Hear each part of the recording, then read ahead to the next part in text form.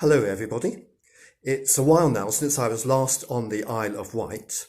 I used to have holidays there when I was young, and when our two girls were growing up we used to have a few family holidays there. And one of the lovely places on the Isle of Wight is Alum Bay at the extreme western end of the island, very close to the famous Needles. Alum Bay, as you may well know, is famous for its coloured sands, all different colours, and they occur naturally in the cliffs.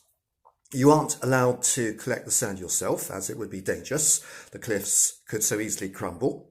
So at the top of the cliffs there's a shop where you can buy small glass containers in the shape of little lighthouses, teddy bears, bells and so on, each one filled with different colours of sand. Or if you choose, you can fill up your own glass container with a choice of different colours of sand and pay for the privilege. At least I'm assuming that it's still the same today, as it's a number of years since I was last there. Now, the reason for mentioning all this is that I always think of Alum Bay, those sands there, in connection with one word that Peter uses twice in his first letter. The original meaning of that word was multicoloured. The interesting thing about the two verses that I want to refer to is in a way they actually take us to the very heart of 1 Peter.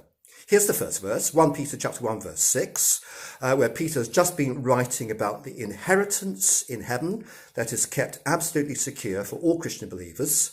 And he writes, "In this you rejoice, though now for a little while, if necessary, you have been grieved by various trials."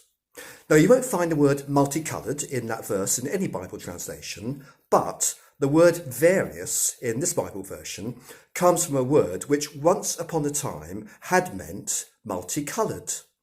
Other versions will say different or all kinds of, but the Greek word originally carried the idea of multicoloured.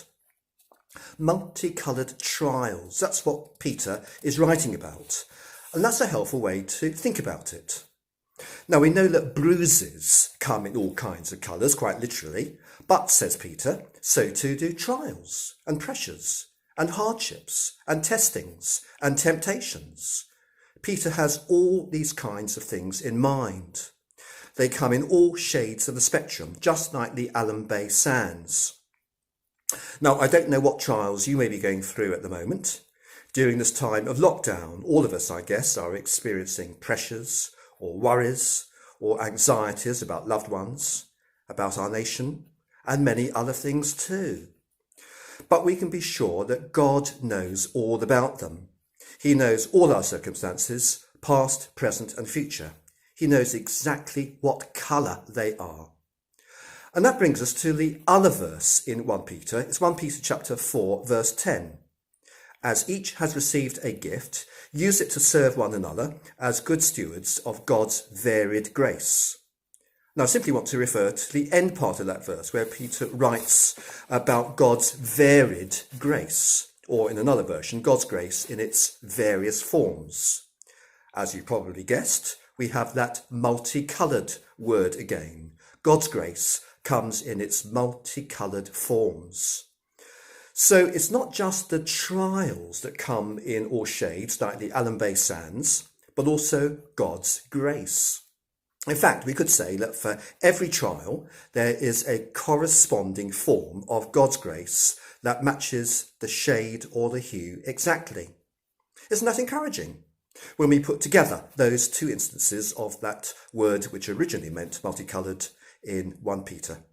Yes, there are trials of all colours, but also there is God's grace, which also comes in all colours. God's grace matches every need exactly.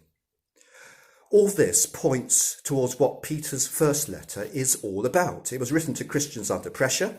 Peter wanted to encourage them.